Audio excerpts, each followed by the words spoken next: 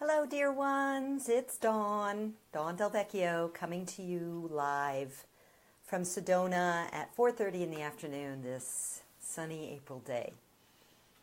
So today's theme is how to deal with loss. I pulled a card before I went into meditation, and I got the Eight of Cups. So let's have a look at this card in this particular deck.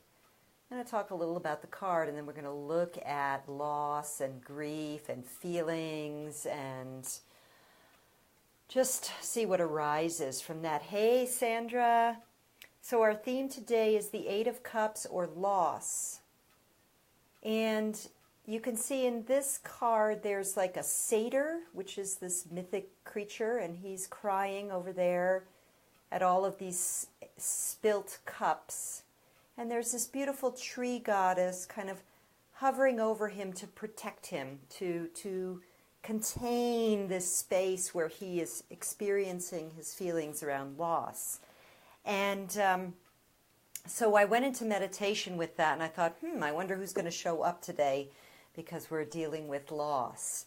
And as I tuned into that, the first thing that arose was just the overall image of the Eight of Cups, which is, in some decks, in more traditional tarot decks, an abundance of feelings. So many different feelings, just like there's many cups here. There's many feelings, and they're usually associated with difficult feelings. But the Eight is also a number of mastery. It's when you've mastered your craft. So there's an indicator with the Eight of Cups that while we do need to go through the experience and all the emotions of loss at times, we also have within us the capacity to move through that.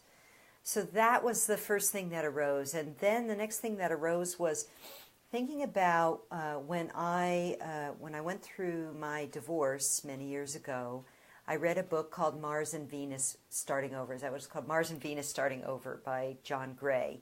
And he talked about the different emotional states. So not the 5 stages of grief that Elizabeth Kubler-Ross talks about, but these other emotions. And he made some distinctions that I found extremely valuable in the process of going through my feelings and emotions around loss, the loss of my marriage, the loss of that friendship, the loss of that relationship, and all that.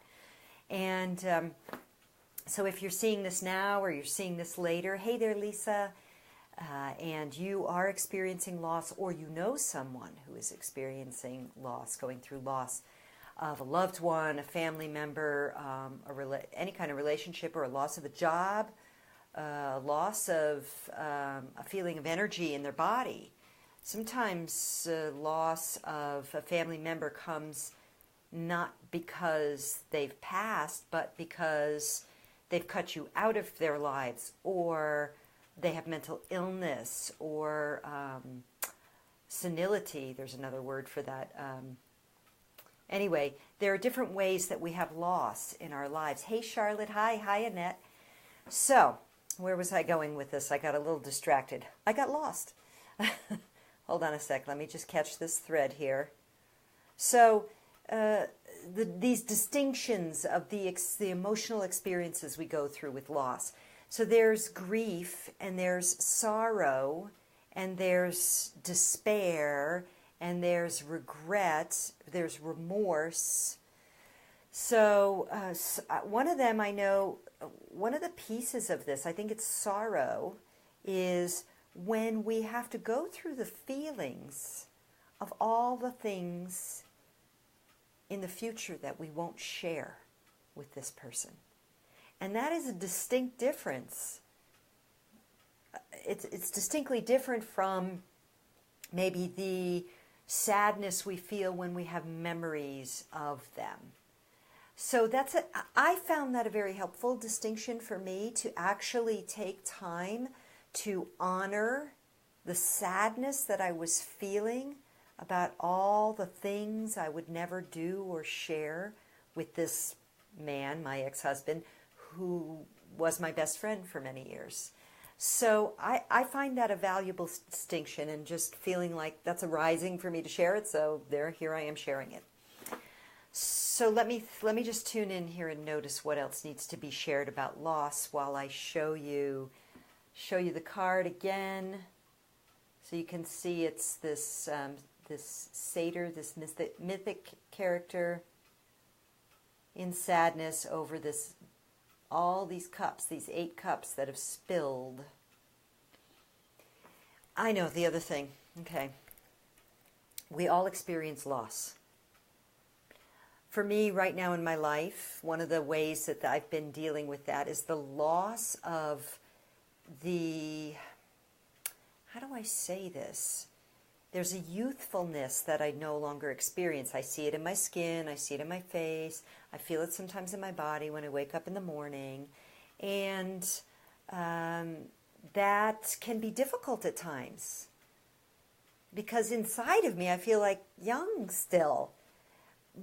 But there's something about the process of getting older that we recognize, like, wow, it's just, there's certain things that are not the same. So loss does not have to be simply someone who's passed or died. Hey, Susan, hi. So there's loss of a loved one. There's loss through death. There's loss through divorce. There's loss through mental illness. There's loss through an aging parent who has dementia. That's the word I was looking for before. There's loss of pets. There's loss of our own vitality. Sometimes we have to let go of dreams that we know are no longer appropriate for us to want to fulfill in our lives.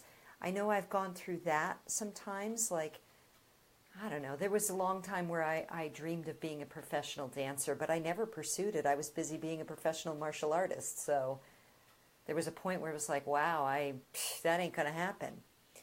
Sometimes women go through this when they realize they're beyond childbearing years, or they wouldn't want to have any more children. And the experience of that. Careers, yes, loss of career. When you're downsized, outsourced, or just realize that you can't do it anymore.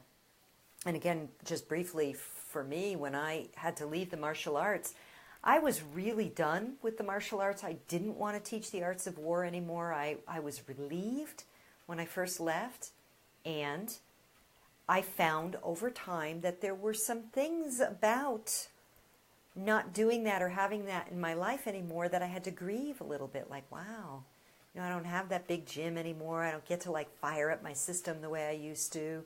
There were things that I felt like the loss of them. So thanks for pointing that out, Sandra. So loss. Let's see, what else is there here? Just if you or someone you know is going through loss, be sure to refer them, hey Tammy, to the work of Elizabeth Kubler-Ross. And if it's a loss of a relationship, like a divorce, I definitely recommend John Gray's book, Mars and Venus Starting Over. And I'm sure there are a lot more resources out there. And the reason I'm talking, thank you, Sandra. It's the lighting and the blow drying my hair that makes me look good now. Thank you. So again, the reason I'm talking about loss is because that is the card that came up. And finally, just to acknowledge, we all go through loss. Yes, one other thing. When we suppress all of these feelings, the depression, the anger, the regret, the remorse, the fear of moving forward without that thing, person, job, career in our lives. If we try and just press it down, it just makes us sick inside. In fact, I find it quite insane, literally a form of egoic insanity, for people to lose a loved one and keep a stiff upper lip. I think that's actually insane. It's toxic beyond belief. And the way, I know we're all changing in the world, but I know there's still a lot of people who, that your mother just died and you're not supposed to cry. Your spouse just died and you're not supposed to cry. Especially for men, right? Especially men, keep that stiff upper lip. This is craziness. we have to experience the feelings of loss, whether, again, whatever that is, whether it's a loved one, certainly, but even a career, even a job. Because think about it, if you're at a job and you get fired and you've been there for a bunch of years, your social life is there, your friends are there, your routine is there, your paycheck is there, maybe your pension is there. I think that deserves the honor of going through the feelings of anger and pain and all of that stuff, because that's a healthy, normal response to loss. So let's see. I think that's probably it. I've rambled on a bit about this. I sincerely hope that if and when in your life you have to go through a loss, that you find the support necessary to honor your grieving process, and that you move through all of the emotions of loss in a way that is really healthy and caring for yourself, and that you reach out to those you need to, in order to support you in that process. And even though sometimes the cups have spilled, in time, we lift those cups and refill them.